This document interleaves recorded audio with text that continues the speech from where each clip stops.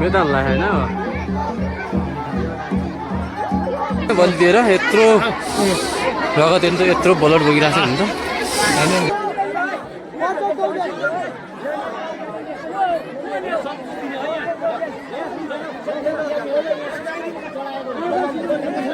पानी परिसक्यो, बुदा परिसक्यो। अब सबको भागा भाग भइरहेछ यहाँ। हामी पनि भाग्नुपर्छ, नभाग्यो भने यही आज सठी होला जस्तो छ। के छ करण सर? एकदम पानी परिरहेको अरू के भइरहेछ? चिसो पनि भइरहेछ।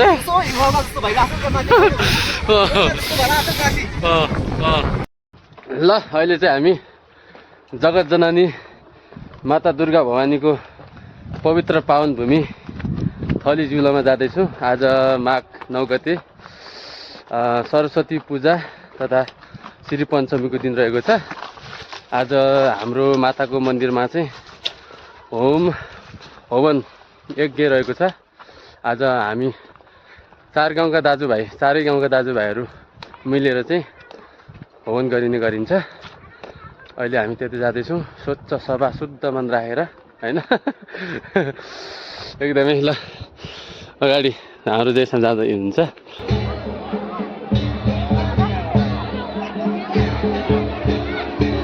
जय हो माता दुर्गा।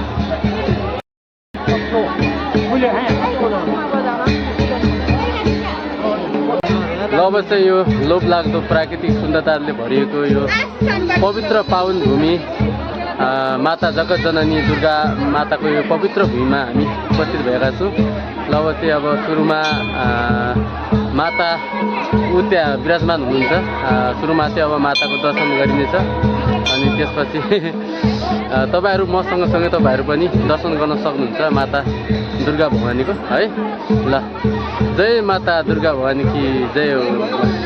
माता दुर्गा भवानीले मसँग सँगै हजुरहरूको पनि सबैको घर परिवारको रक्षा गरून् है। ल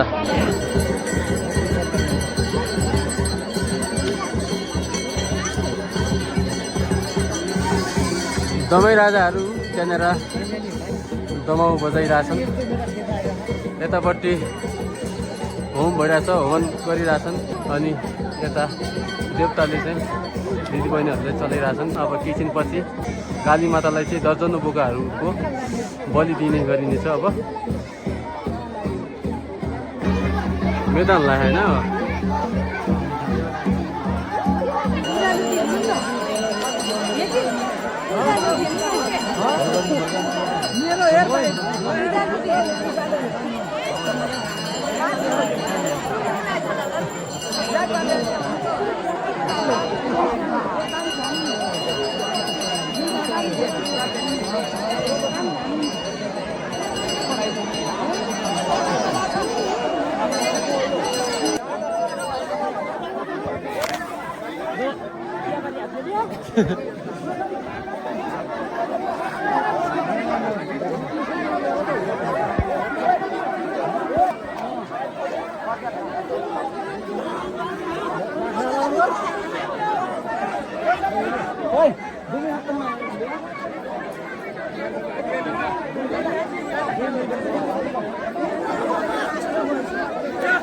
लाग्यो है र हामी निकाल्नु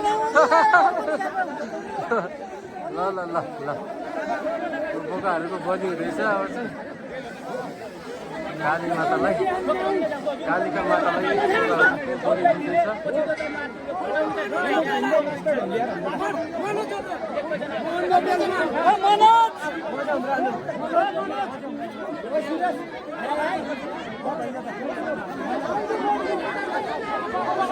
चार नम्बरमा हुन्छ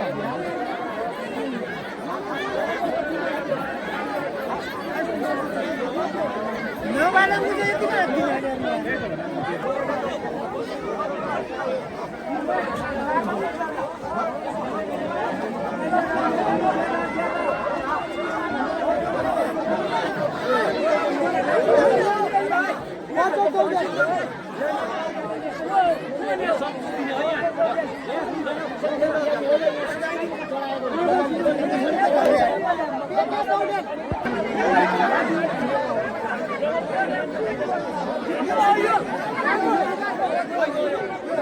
ओम प्रकाश अगाडि आऊ।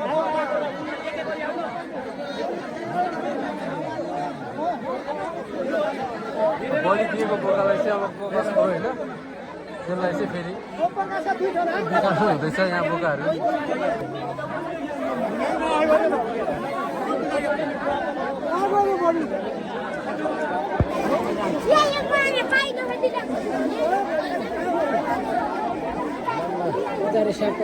हुन्छ आज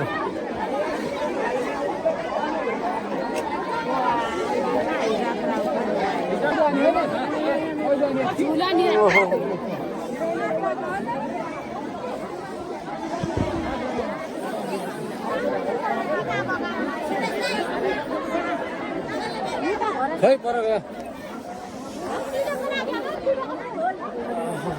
एकदम चिसो भइरहेछ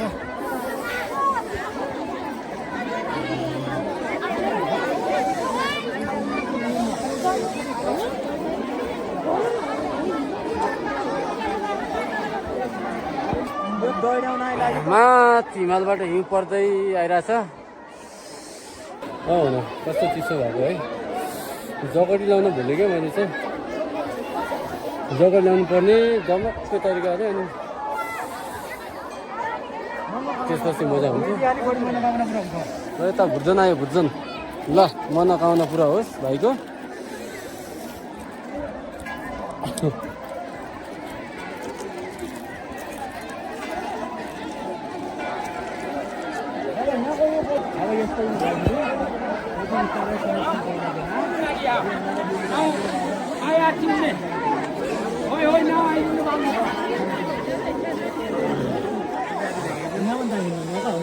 तम्रो हो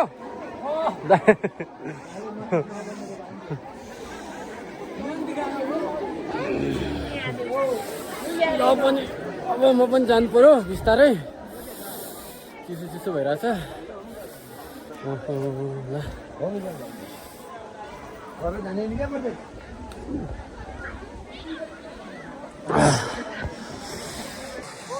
माथि हिमाली पाखाबाट हिउँ पर्दै आइरहेछ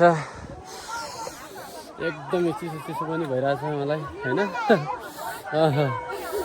अब यहीँ पर्छ कि भन्ने आशा हिउँ पर्यो एकदमै रमाइलो लाग्छ मलाई चाहिँ होइन पहिला कति हिउँ पर्थ्यो हाम्रो गाउँठाउँमा होइन कति रमाइलो गरिन्थ्यो होइन एकदमै हिउँमा लडीबुडी खेलिन्थ्यो एकदमै खुसी लागिरहेछ चिसो पनि भइरहेछ अब घर जाने बेला पनि भइसक्यो अब यहाँको पाठ पूजा पनि अब भइसक्यो भनौँ अब तिलक लाउनु होम पारेको अब तिलक लिएर जानुपर्ने छ अनि चिसो पनि भइसकेको छ अब घर जानुपर्छ छिटोभन्दा छिटो हिउँ पनि पर्ने बेला भइसक्यो अलिकति बुदाबुदी आइरहेछ पानीको यता चाहिँ पानी परिसक्यो हुरी बतास परिसक्यो अब सबको भागा भाग भइरहेछ यहाँ हामी पनि भाग्नुपर्छ नभाग्यो भने यही आज छुट्टी होला जस्तो छ के छ करण सर एकदम पानी परिरहेको अरू के भइरहेछ चिसो पनि भइरहेछ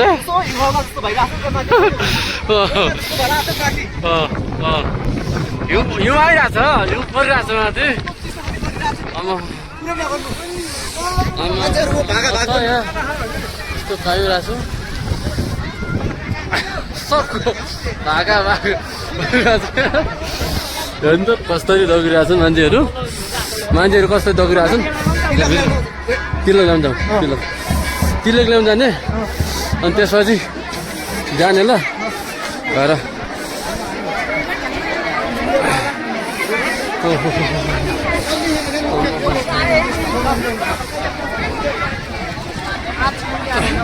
ल तिलक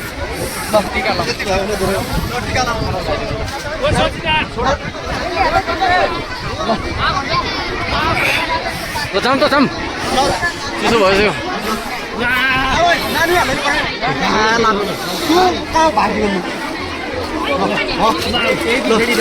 जाउँ त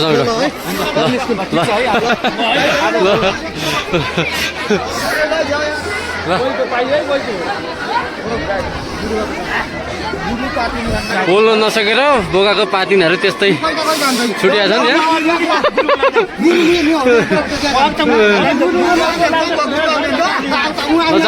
हिउँ पर्यो आम्मा दर्जन बोकाहरूले आज कालिका मातालाई बलि दिएर यत्रो रगत यत्रो बलट बोकिरहेको छ नि त पुरै रगतले लतपत्ती भइरहेछ यो पावन भूमि माथिबाट कसम यस्तो भीषण तरिकाले हिउँ पर्दै आइरहेछ हेर्नु त बा आज चाहिँ खत्री बारेमा हिउँ पर्छ ल खत्री बारेमा हिउँ पर्छ एकदमै हिउँ परेर टकमक्क भएर हाम्रो गाउँ वरिपरि एकदमै झल्किन्छ होइन टल्किन्छ होइन त गराउँछ बतास पनि खतरा लागिरहेछ चिसो खतरा भइरहेछ आज पर्छ साँच्ची हिउँ पर्छ कसम त यार राति हिउँ पर्छ पर्छ 100% 100मा 200% पर्छ ल आज राति चाहिँ एकदमै रमाइलो गर्नुपर्छ एकदमै चिसो पनि चिसो भइरहेछ के गर्ने हाम्रो घर चाहिँ यहाँ मेरो घर चाहिँ यहाँनिर छ करणजीको घर यहाँनिर है त्यहाँ पुग्न हामीलाई लाग्ला 15-20 मिनट ओहो